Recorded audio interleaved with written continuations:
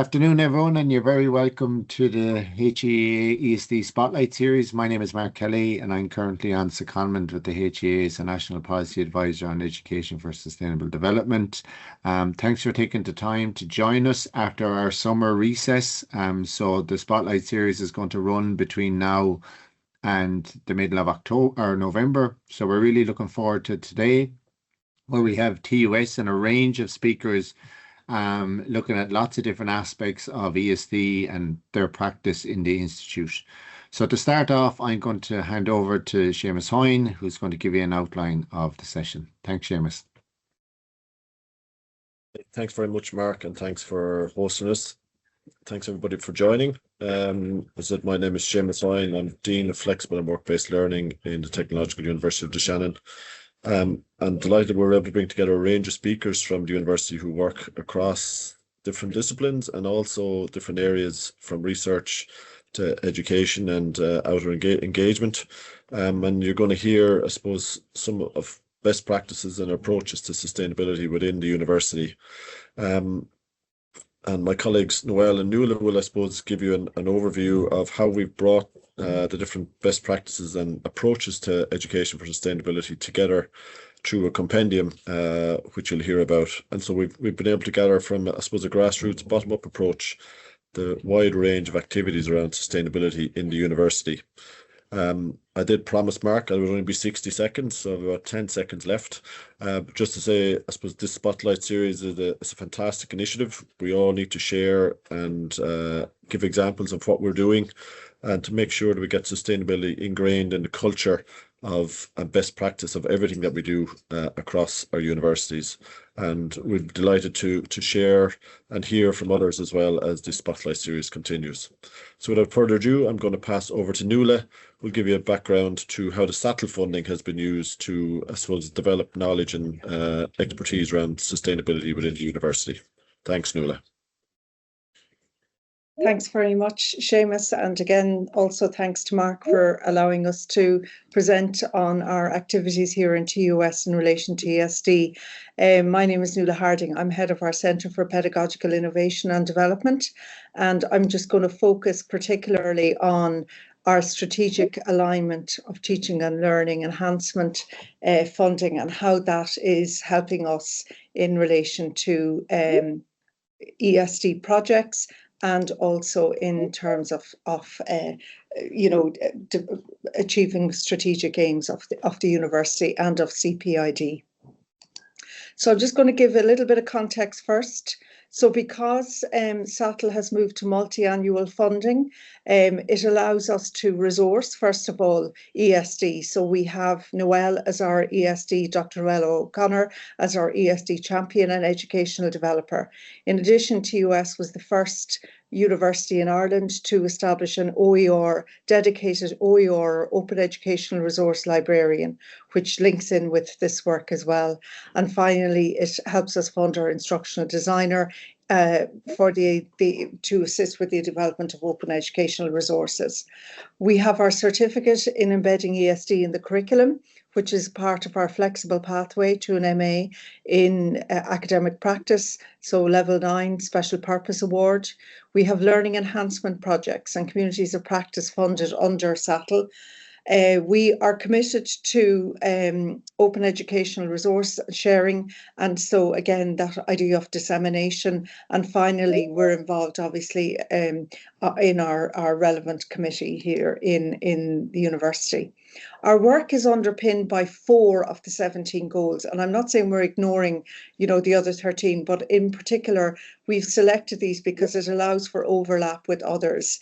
And so in particular, we're focusing on quality education, so SDG 4, particularly around inclusive and quality education for all and lifelong learning, responsible consumption and production, industry, innovation and infrastructure, which is very much aligned to the key university requirements and our strategic requirements. And finally, the idea of reduced inequalities within and among countries, and particularly for us in the Midlands. If you look at the CSO figures, we have underrepresentation in terms of attending higher education. So again, it links, as I say, not just to other countries, but within our own country and within our own region.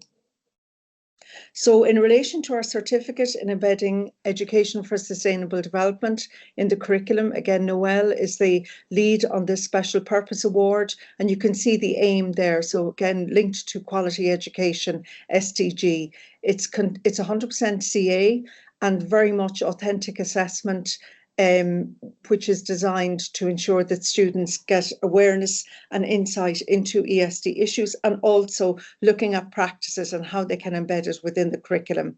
So we have had teaching and professional support staff attend, and we've also attracted international participants from countries like Jordan and Iceland. And I'm delighted to say that this SPA has been added to the list of electives for our PhD candidates within the university, which again is a mark of how important it is being held as a topic and a theme.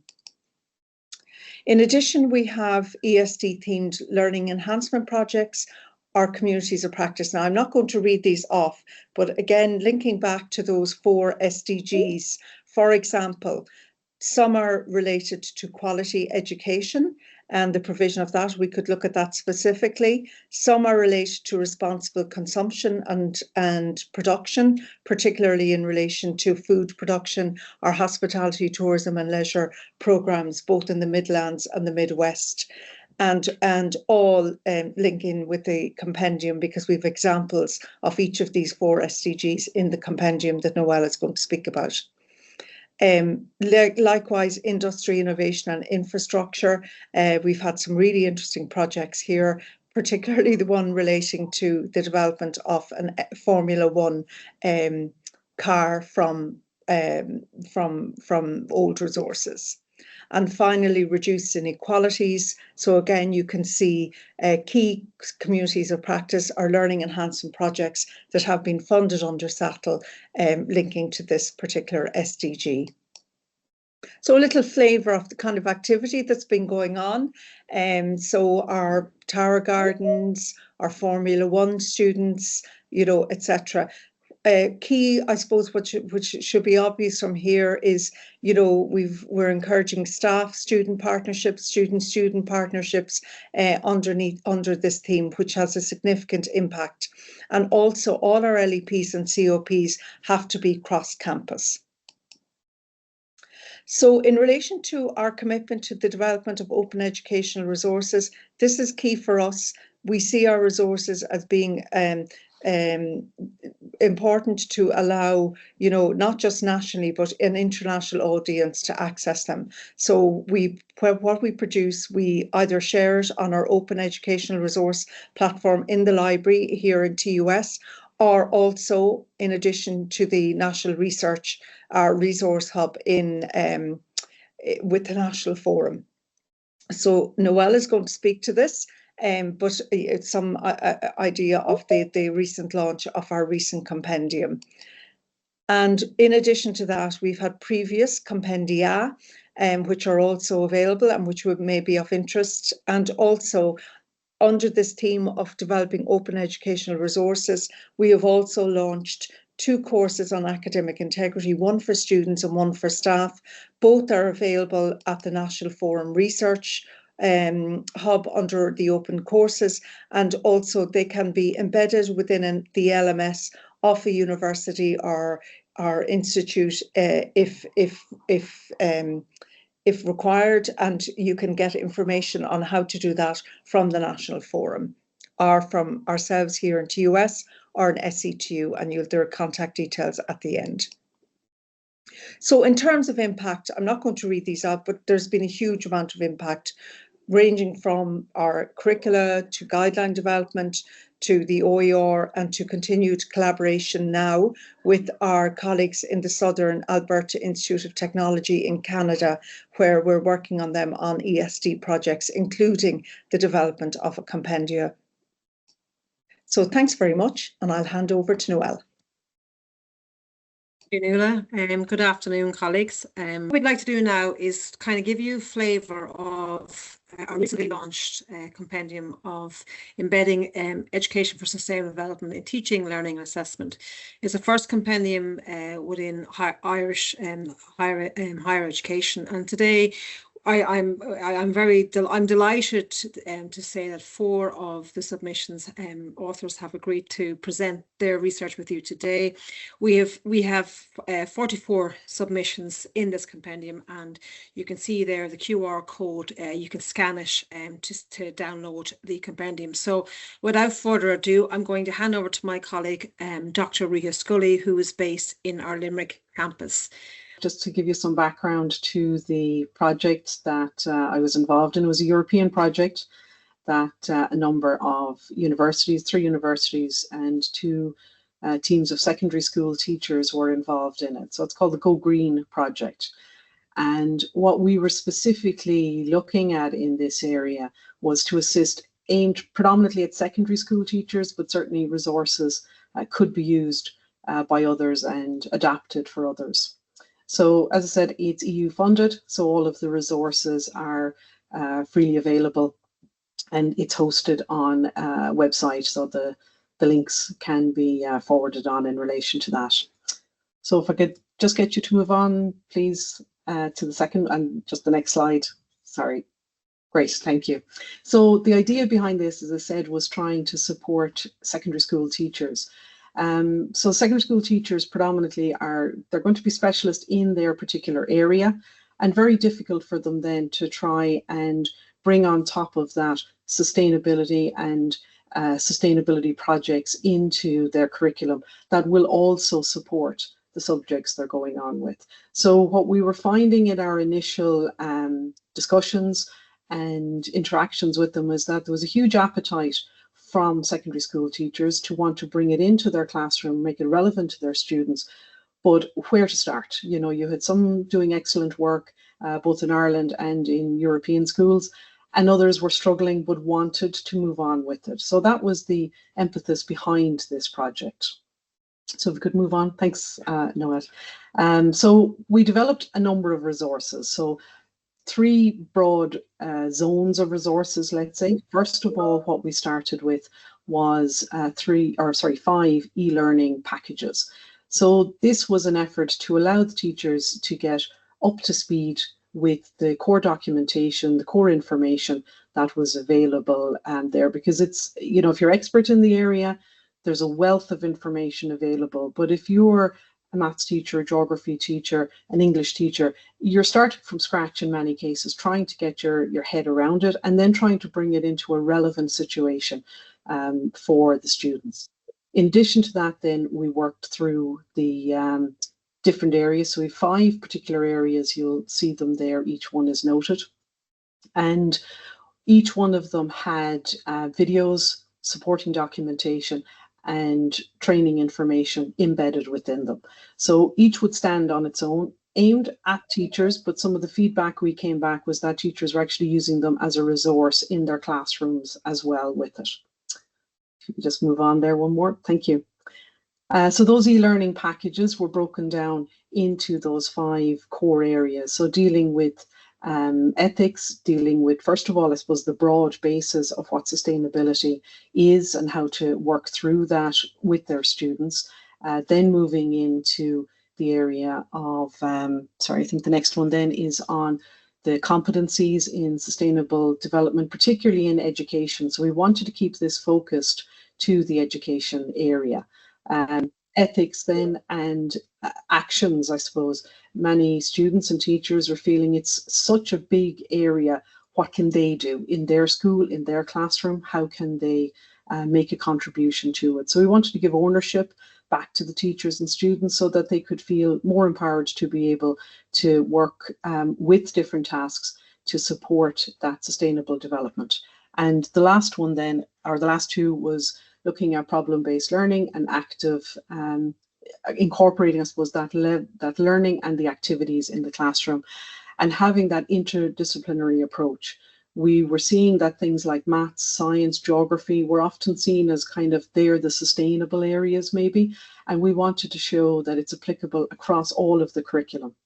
So from that, then we moved into the learning packages. Just move on one more, thank you.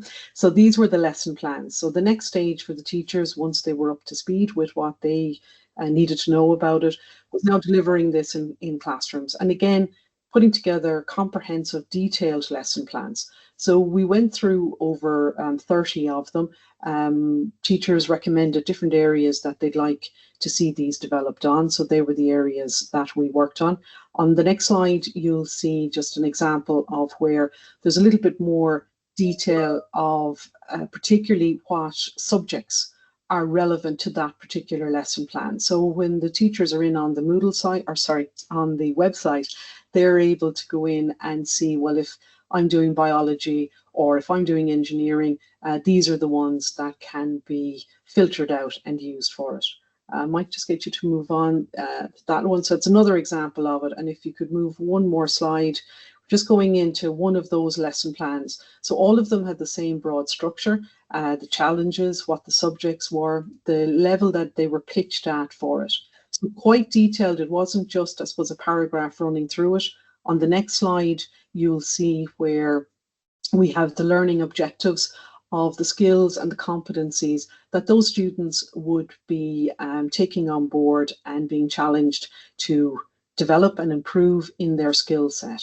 On the last slide, then, what you're seeing with it are the literally, I suppose, minute by minute timings and activities. So those steps, if you note the step numbers on it, on the next slide, what we link up into in that is the resources that are relevant to those particular areas of it.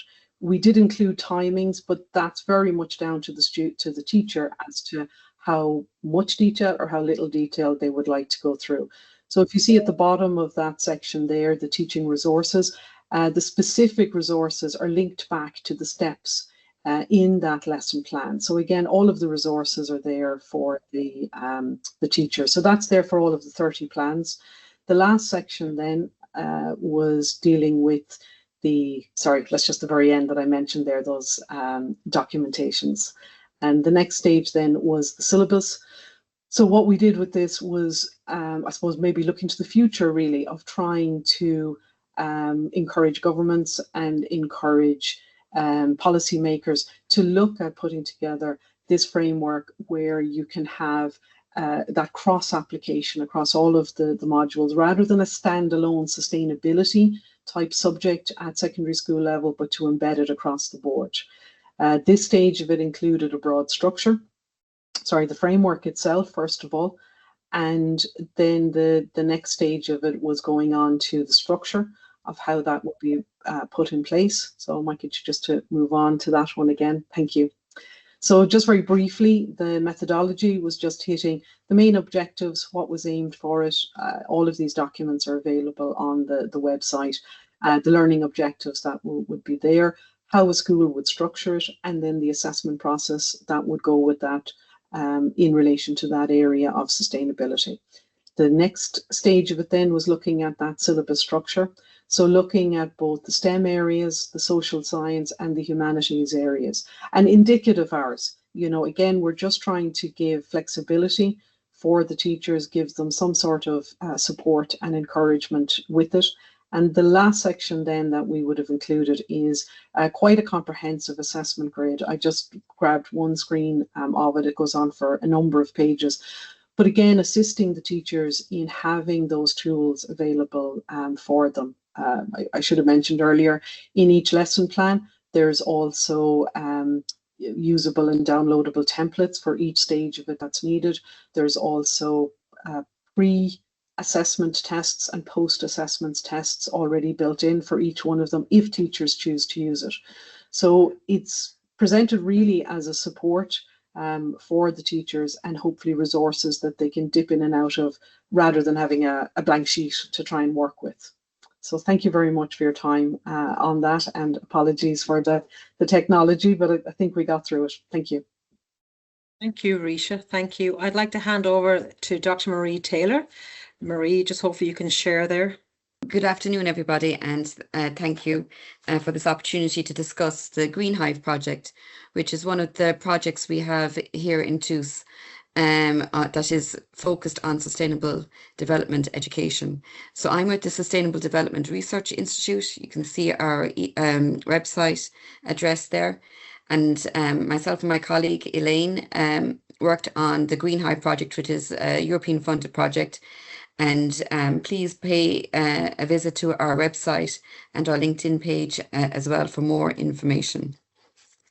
So Green Hive is aimed at embedding sustainability in education, and it hopes to incorporate not only schools as in students and teachers, but also individuals and organisations to collaborate and pool their knowledge, ideas, solutions and skills to address the challenges of climate change and sustainable development, and to prepare learners for the green transition.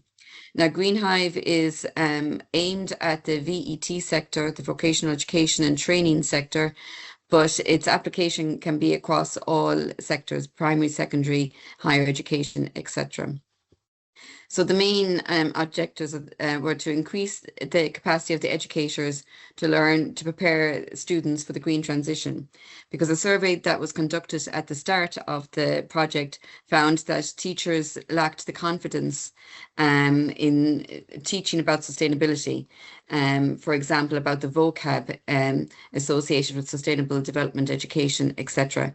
So this project aimed to help increase the confidence of the teachers and trainers in order for them to upskill the students or the workers, the green workers of the future. Also, we wanted to provide tools to build a multi-stakeholder hub or community of practice in the local area, and also for this to feed into a European-wide platform. So we have partners in Greece, Spain, Romania and Italy. So those partner countries were all involved in creating this platform-based ecosystem, which was facilitate the transfer of knowledge and know-how and resources across Europe. So our communities of practice here in Ireland, we piloted 4 of them here in Ireland. These communicate with each other, but they also feed into this European-wide platform as well, so that there is an exchange of knowledge on the local level at an Irish national level, but also this exchange of knowledge and resources at a European level. We also developed a number of educational resources to help build on the experience and knowledge across the European partners. All of this was based on the GreenCom, which is a European sustainability competence framework. So Europe provided a number of frameworks, one of them being GreenCom, to help increase sustainable competencies in the area of embedding sustainability values, embracing complexity and sustainability, envisioning sustainable futures, and acting for sustainability.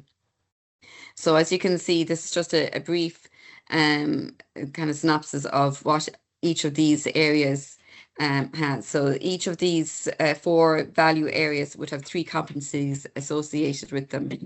So for example, in embodying sustainable values, one of the competencies would be to promote nature. So in other words, that we want to acknowledge that humans are part of nature and we need to respect the rights of the species and nature in itself. In terms of embracing complexity and sustainability, one of the competencies areas would be systems thinking. So looking at a sustainability problem from all angles and looking at how it can be solved from a number of different sides. We also have the envisioning sustainable futures. And so, for example, the competency on future literacy is looking at how to develop scenarios and identify steps and how to achieve a preferred sustainable future, and so on. So some of the outcomes of the Green Hive project, and again, as this is a European project, these are all freely accessible on our website and open for all educators, trainers, etc., and students to avail of these resources. So we compiled national reports in all of the 5 partner countries. So there would be a national report on the current status, for example, of sustainable education in Ireland in terms of vocational education and training. And then we also developed a comparative report which looked at the strengths and weaknesses of sustainable education across the 5 partner countries, and also assessed the development of knowledge, skills and attitudes as defined by that GreenCom framework, which I explained about earlier. We also developed a best practice database, which is over 50 best practices from our partner countries. So if you're looking at developing sustainability competencies, please go to the best practices tab on our website.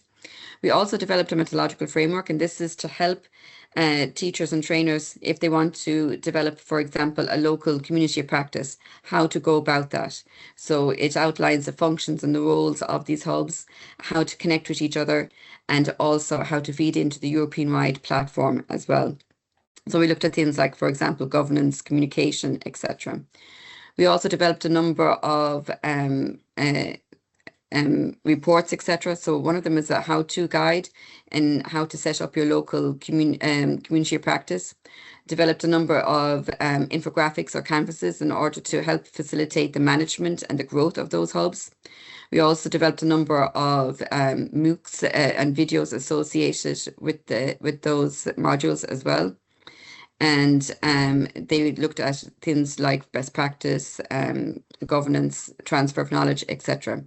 We also piloted a number of local communities of practice, and we also developed a training scheme and workshops for VED trainers in order to be able to use the developed educational resources. And those educational resources include toolkits on micro videos, workshops, project-based learning, etc. And these are all to develop the competencies of the students in empowering the students to take active role in their learning. So this is just a screenshot of the first introduction page of one of those resources, which is a guideline for workshop scenarios. If you're looking at embracing sustainability values in terms of supporting fairness. So these workshops are designed to looking at active learning methodologies, promoting students' ownership of their learning, and also becoming sustainability advocates in their own lives as well. So there's detailed activities, detailed templates, links to digital tools, etc. So if you would like more information on the Green Hive project, you can contact myself or my colleague Elaine, and the emails are there. And also the Green Hive project website page is there, the greenhiveproject.eu. Thanks very much. Thanks very much, Marie. And again, we're going to leave any comments and questions till the end, if that is okay. I'd like to hand over to my colleague from the Limerick School of Art and Design, Dr. Adam Dito. Please, Adam, and hopefully you'll be able to share there. That's great. Thank you very much. Really nice to be able to present to everybody today. Just some of the work at LSAD, in this case in conjunction with the Flexible and Professional Learning Department in the Midwest, and with Design SkillNet, a program that we developed 5 years ago now with, as I say, with Design SkillNet through the Institute of Designers in Ireland. I thought it might be appropriate, considering the day, just to remember a very influential author that maybe many of you have read. So I just thought to give respect to Malcolm McGann on a sad day from his passing. I'm sure many of you have read his wise words. So. Just to give an outline of the program, then, as I say, we've been running it now for 4 years. It is designed as a continuing professional development course mainly for designers, but other professionals as well, who are interested in developing design-led methods in their practices and in their professional work. We've been very lucky to have quite a diverse range of participants over the last 5 years, or going into our 5th year, this year coming. Essentially, the program it's a level 9 certificate, SPA certificate. So it's a 12-week program that we run in a hybrid manner, meeting the participants in person twice during the program, and the remainder being online with a range of expert guest lecturers. Mostly the professionals are coming, as I say, from a design background, variety of design backgrounds, and many others then coming from other professional backgrounds who are working with design methods as their core practice, or are interested in what's a relatively emergent sector for the last 15, 20 years, design for sustainability, circular economies, and regenerative design practices.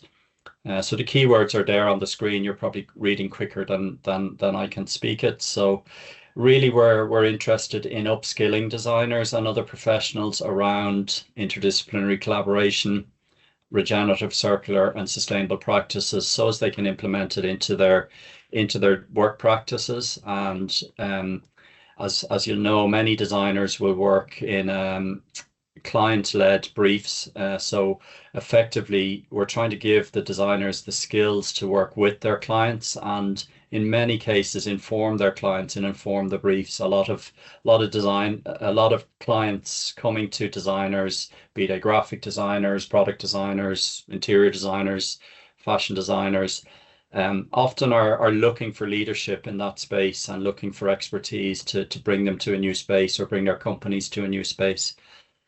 So just a bit of an overview of the program, just to say that these are the sort of topics that we cover, as I say, through our expert guest lecturers. Again, I won't read them all, but obviously words that you're all familiar with probably. And as I say, key areas that we find that having expert lecturers who are practicing it in their own work really complement the course and generate really interesting dialogue amongst the participants. So things like life cycle analysis or assessment, things like material flow and production, environmental, social governance, and more, as I say, more recently, regenerative design practices. The participants all work towards a personal design, an applied personal design project at the end of the program, and that we ask them to relate that back to their professional work in some way, or it can be a speculative project. So just, to give a little bit of context, this is the sort of classroom that we work in, effectively, as many of you do. This is the kind of context that we're working within as designers. The little green tip on the end of your finger is the bit that we have most influence on. The remainder of it is history. So it just gives a little bit of context, I think, for our participants. And as I say, we tend to look at things very much holistically if we can. We're interested in services, systems, and product and communication design that influences these topics. So the fact that we consume as human beings, the fact that we have overpopulation on the planet, and the fact that we, in the majority of the Western world at least, have infinite choice, comfortable lifestyles, and an abundance of access to education.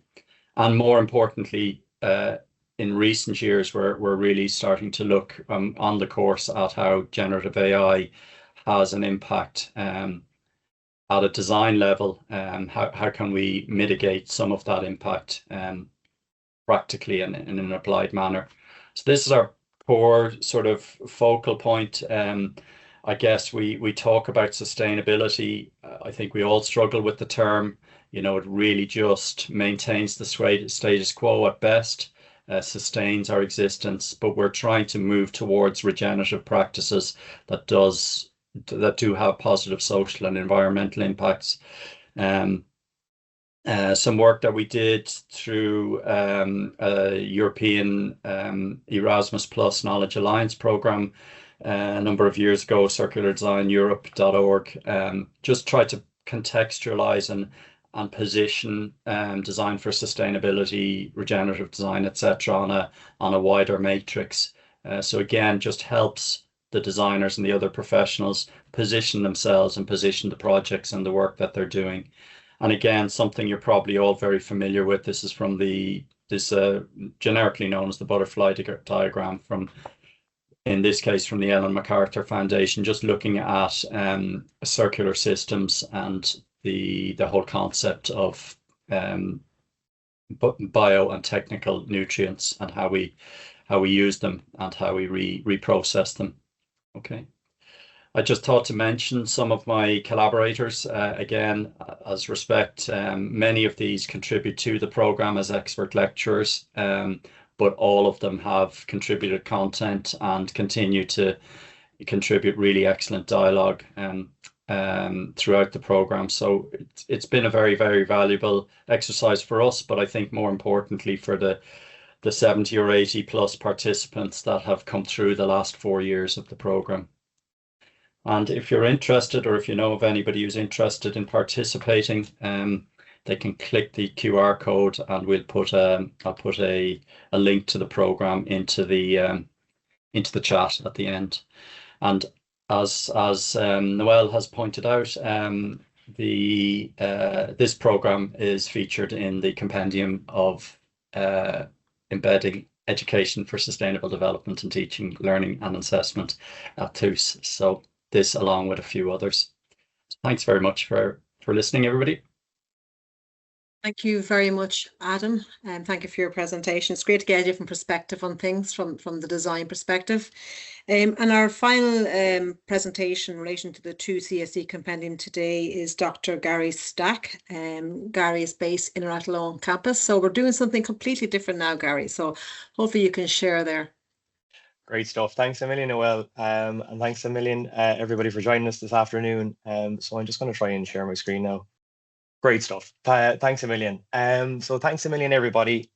So I'd like to talk about a project that I did with my pharmacy technician students here at Athlone.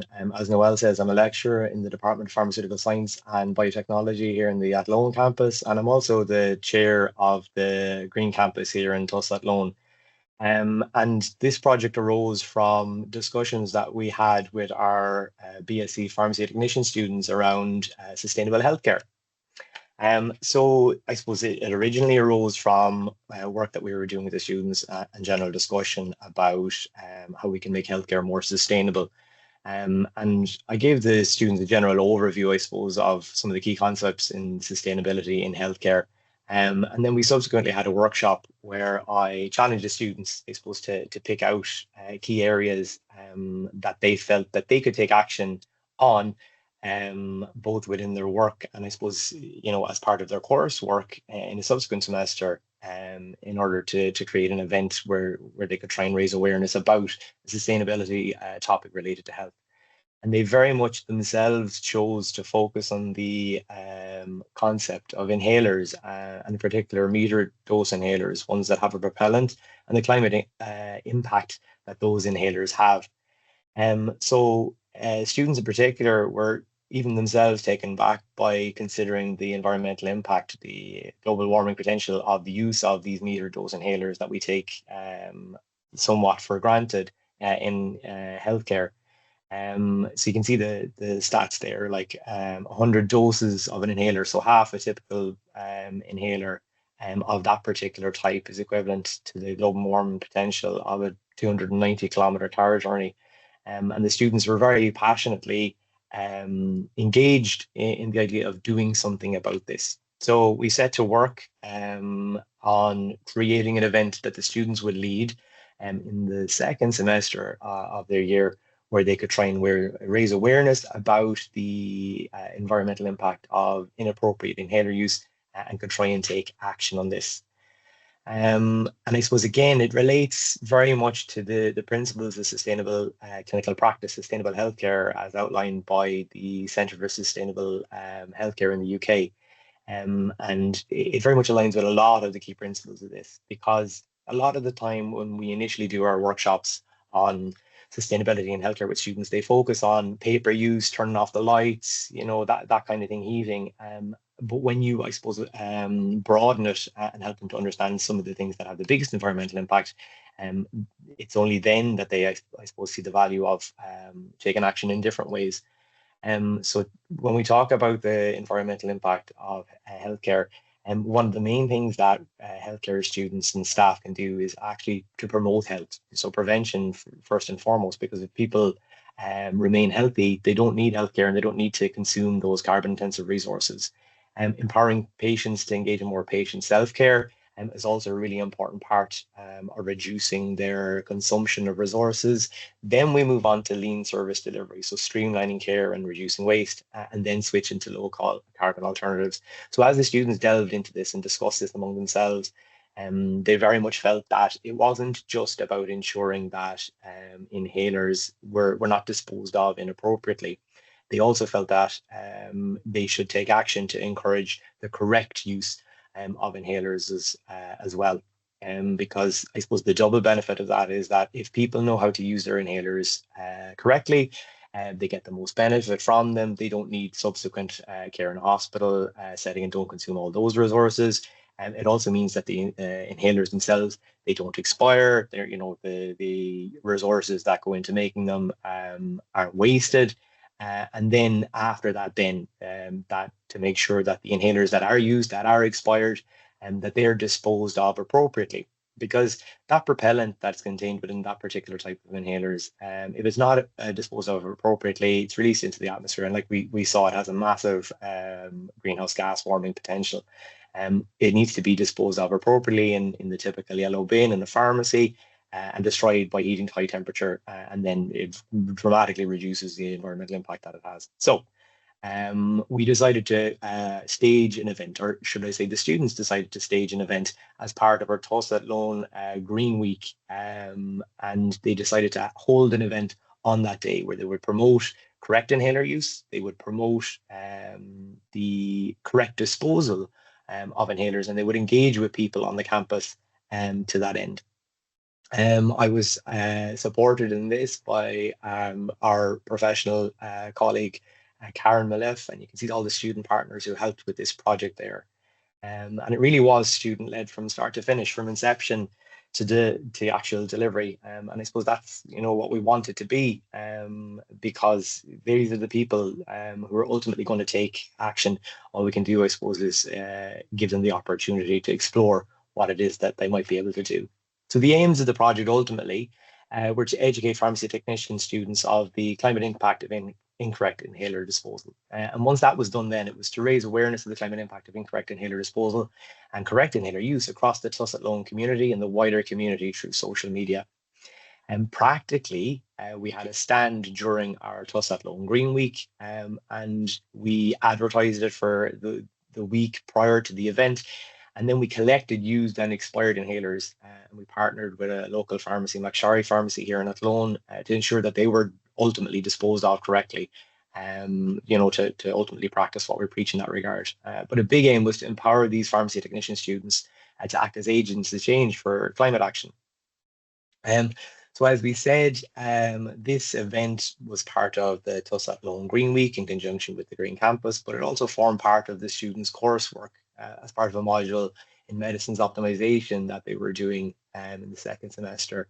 It was student-led. They had this event in the Athlone main canteen, and we did receive a number of inhalers from students and staff, and we made sure that they were disposed of correctly. But far and above that, the amount of engagement that the students had on the day, with people coming up and saying, "Oh, I have a brother who has inhalers, I must make sure we bring them back to the pharmacy," and people who were like, "Oh, geez, I never realized."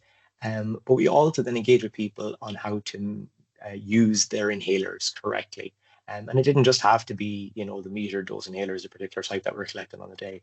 And we also engage with members of the community to ensure that they could use their inhalers appropriately. We had links to videos demonstrating correct inhaler technique produced by the Asthma Society of Ireland. And again, that good traction, and students were felt like they were really helping people in that regard, and giving them a resource that they can that members of the community who use inhalers can take and refer back to make sure that they get the best use out of their inhalers. The whole thing then was ultimately assessed by a reflective learning log, and to see the students in their own words describe that sense of empowerment and feeling like that they did have an impact by doing this event, and to actually be able to point to the inhalers that they made sure we're correctly disposed of, and to think about all the interactions that I had in the day. Like, it showed, I suppose, how if we can appropriately empower the students, that they're well able to take tangible action. In terms of the impact, it improved the students' confidence in planning, organizing, and running an information campaign, something that they do as practicing pharmacy technicians all over the country. I'm sure pharmacies all over the country, you've seen campaigns at particular times of the year, between head lice and sun cream and skin health and all the rest of it, flu vaccines and all these events are organized locally, typically by pharmacy technicians in pharmacies all over the country. And this event helped to give them practical skills. It increased awareness of the importance of correct inhaler disposal in pharmacy practice. It demonstrated to the students that meaningful climate action can be taken within their own scope of professional practice, and it brought student learning out of the lecture theatre into their wider campus community. So thanks a million for your time, and as they've said, if there are any questions directed towards me, I'd be happy to answer them, or you can grab me by email there. Okay, thanks for your attention. Thank you very much. Thank you, Adam. Thank you, Marie, and thank you, Risha, as well. That just give you a kind of a snapshot of the 44 submissions from the 2 CSE compendium. I just put the link in the chat there for you. I'm going to hand it back to Seamus now, who's going to facilitate some questions and answers. Thank you.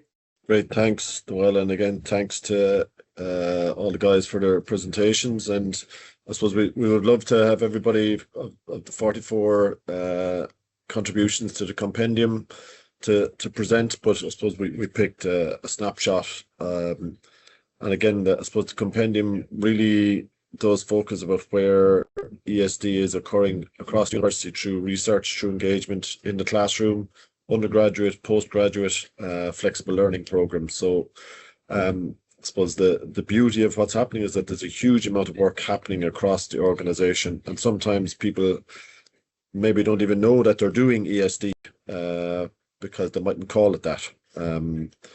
So I'm just checking, Mark. I don't see any particular questions in the chat there, but if anybody has any questions, they could post it. We'd be happy to feedback. Yeah, thanks, Seamus. And a lot of the stuff that was mentioned is a lot of the links are in the chat there, and connections to the various projects. I might throw a few questions out there just for the fun of it. There's fantastic work going on, as I said, Seamus, but I'm conscious that there's a couple of things that I think are quite important from a sector point of view that you're also doing. So maybe if you talked a little bit, and a minute or two is putting you on the spot a little bit, about the curriculum review process that you went through recently with the tool that you use, because I think that was an interesting approach and would be valuable for other people who may be on the call. Sure, yeah, happy to speak to that. So I suppose, as well as taking a whole of institution approach, the compendium is showcasing what's happening from a bottom-up perspective. We've also done a review of 65 of our level 8 programs, ab initio programs. We worked with an expert called Rodrigo Lozano, who people may know is a highly published expert in the area of sustainability. And he's developed an approach called the Staunch approach, which is used for, I suppose, desktop analysis of sustainability within academic programs. So we worked with Rodrigo, and he took the program documents for the 65 programs, which were programs from across the university, across all disciplines, all faculties.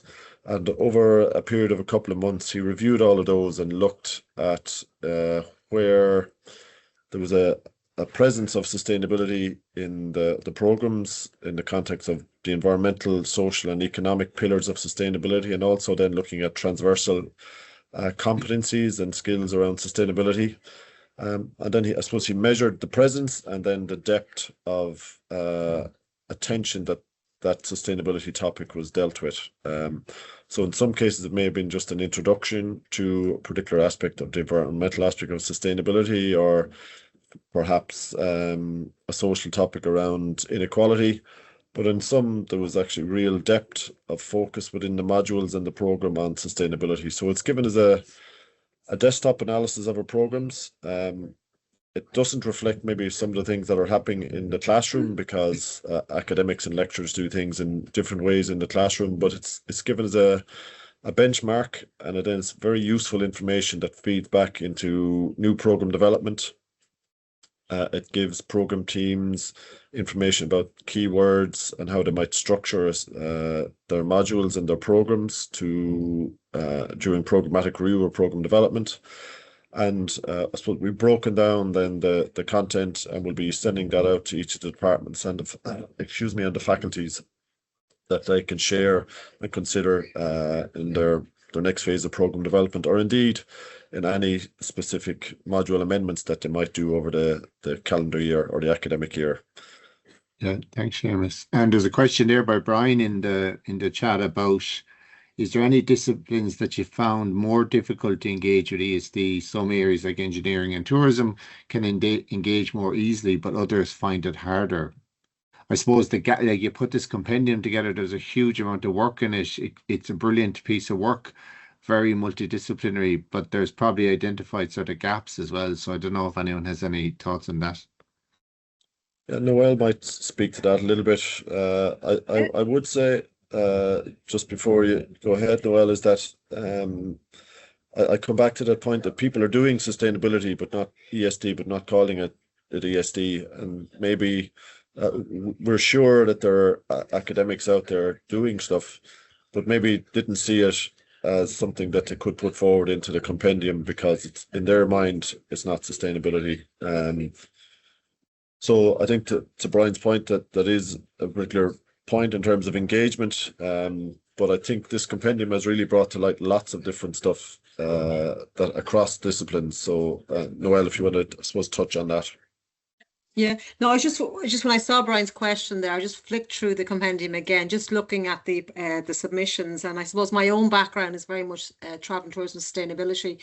And when you look at our compendium, I mean, all of the faculties are represented, all of the disciplines are represented, but the overriding, I suppose, submissions tend to come from, I suppose, engineering, but more so tourism, hospitality, services, because we're and if you look here at the pictures, it's very, very visual as well. So there's no one discipline, there's no one program that I would say, you know, we don't have sustainability embedded within the program. We do, but within the compendium, I suppose the main submission area would be the services area as well, because of the nature of the industries. But again, just to come back to Seamus's point, a lot of our colleagues and colleagues in the room here today are embedding sustainability in the room or in their programs, in their modules, but sometimes it's not documented. And hopefully moving forward from the perspective of TUS, that I'm not suggesting we do round 2 of the compendium, but the next time we do a ESD compendium, our colleagues will be more aware, okay, yeah, I'm actually doing that. Let's document that. So at the moment, there's no glaring gaps within TUS where sustainability is not being embedded. But I think now our colleagues are much more aware of what is being embedded, and maybe they're doing that as well. Thank you, Seamus. Thank you, Brian. Thanks, Noel. So they're coming in now quickly, but anyways, Dove, I'll try and do them in order. Dove is a really interesting one there, and this may or may not be something you can field, but I'm interested in developing and redesigning curricula that includes the traveller Roma experience. I think it's really important. Of course, this is a concern for environmental justice. Is there any initiatives that you could point to regarding justice-orientated topics and activities? I can follow up with Dove afterwards, but if anybody has anything to share there, by all means. Mark, it's Noel. I'll come in there. We have one submission in a compendium from Raquel together, and it's about pathways to higher education workshops for the travelling community. So that might be something that Dove might want to read and have a look at as well. So we are, you know, working within that area in embedding sustainability. Yeah, thanks, Noel. So the link, though, for the compendiums in the chat, so you should have access to that. But by all means, you can follow up afterwards. So this question coming from is, considering universities have knowledge of resources, are there any plans and projects to engage with the immediate communities? I suppose, and I don't know if Maria or Arisha or others want to speak on this, like, what was really interesting from my perspective listening to the presentations is the potential sphere of influence when you're engaging with teachers, schools, communities. So I don't know if anybody wants to jump in on that question as well. Yeah, I can certainly had some points there to the one that I was talking about on the Go Green. I've probably been inundating teachers with access to the resources, because a lot of the work that we can do at times can almost stay within our own sphere. And in this particular project, we were extremely conscious of getting it out to the schools that were engaging with us, great, but to get to that wider area. So I would have taken the opportunity to meet with teachers when they were attending, I suppose, TUS for other activities. The ones that are jumping to mind are the Careers Fair, the Open Day. We had another day where careers teachers in particular were there. So they wouldn't be the immediate targets for sustainability, and certainly a few of them were scratching their heads when I was collaring them to talk to them. But as I explained it and as I passed on the resources, they found that very helpful. And a number of the teaching organisations also facilitated the website link and some brief information being issued to their members, so that if they wanted to access those resources themselves, they certainly could. And I know the team partners in Spain and Portugal were doing similar activities in their areas. So doing the work is one thing, but absolutely getting it out to the public is another level of it. And the compendium was fantastic to help us with doing that as well. So hopefully that helps. Thanks, Risha. And Gary, a fairly straightforward one. Marie, if you want to jump in, you can. But just Gary, was the pharmacy students first or final years? So they were third years. Their final year. Yeah. And I suppose they had a little bit of confidence and a little bit of experience working, from their placement that they would have done in second year. So they had a bit more of a handle, I suppose, on how to go about such things. And then I just see the question about the assessment. So the assessment at that time we did as part of a portion of that module that was assessing their preparation, I suppose, for the event. It was a learning log kind of approach. They did a weekly learning log to kind of document, their actions and, their opinion and how it connected with all of the other things that we were doing. I think that is a model that I haven't gone back to this year. So I did this 2 years ago. But with the rise of AI, I just didn't feel confident, devoting the marks, I suppose, to a learning log that they were doing in their own time, because you can never be 100% sure whether the thoughts are entirely their own, I suppose. And that's a challenge going forward, how to assess it in an authentic way while also giving people the leeway to express themselves. Yeah, no, good point. Things change quite quickly, Gary, so we have to keep pace. Marie, I'm sorry if I cut you off there. If you want to jump in on the community just to finish, by all means, jump in. Yeah, just if you don't mind, with Green Hive, we had a number of different aspects in the project where we were able to incorporate different people. So, for example, we had a knowledge fair, and in the knowledge fair, we invited obviously the educators and trainers in the VET sector, but we also invited people in industry as well, so that they could discuss with the teachers what exactly skills that they would need for the workers of the future in terms of green skills, acquisitions, etc. So it was really interesting, the discussions that came out of that, in terms of what sometimes the sectors were saying that the training that's there today is not really focused on what they need for their workers, etc. So it's just interesting and about that. Also, in terms of community, we in our other projects, for example, I'm working on a project which is about regenerative agriculture, with a focus on market gardening, and in that we are also working with communities. For example, a number of communities have community allotments or community market gardening, etc. So we would be working closely with them. So in the Sustainable Development Research Institute, and I think there's a link there in the chat, one of our main strengths is that we work closely with communities, and always keep in mind to link in with the communities, and not only for information and that, but also to give back to the communities in terms of resources and outcomes of our projects as well. Thanks, Marie. Nuala, do you want to jump in with the final word? I was actually going to say how well spent the SATLE funding was, and I think it's a really good example of getting real value for money for that funding. So Nuala, over to you. Yeah, I just wanted to come back to Brian Gormley's point around, that sometimes people, and this is what we experienced when we started running our special purpose award as well in terms of embedding ESD in the curriculum. There is a focus on climate and environment, and that's why we have deliberately framed the work we're doing to incorporate quality education, responsible consumption production, but reduced inequalities as well. So I think that speaks to, so I think if we use this SDGs as our framework, we can move that thinking away, not away from, but to include those other aspects of the Sustainable Development Goals around reduced inequalities, and that incorporates both within the country and also country to country. So it allows us to again engage with countries where there are issues. Thanks, Nuala. And I think that's a really strong point just to finish on, like that ESD doesn't get siloed into its own little category, which we're very fond of doing in higher education, and that it's across everything. And I think Nuala pointing out the SDGs as a broader framework is a really good way to look at it. So I'm conscious of everyone's time. I just want to put a sincerest thanks to all the presenters today. It takes a lot of time to prepare for today, and to congratulate them again on the compendium. I'm hoping that every other university in Ireland also produces a compendium following Justice lead on it. I just want to highlight a couple of things that, you can still register for the rest of the sessions.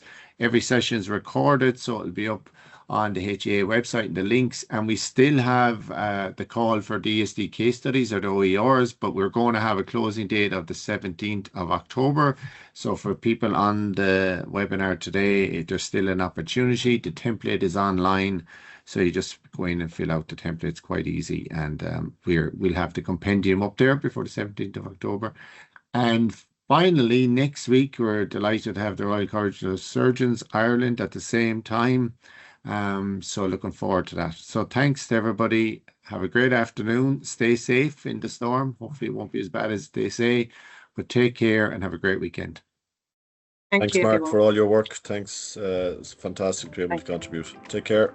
Yep. Thanks very much, Mark. Thanks, Nuala. Thank you, everyone.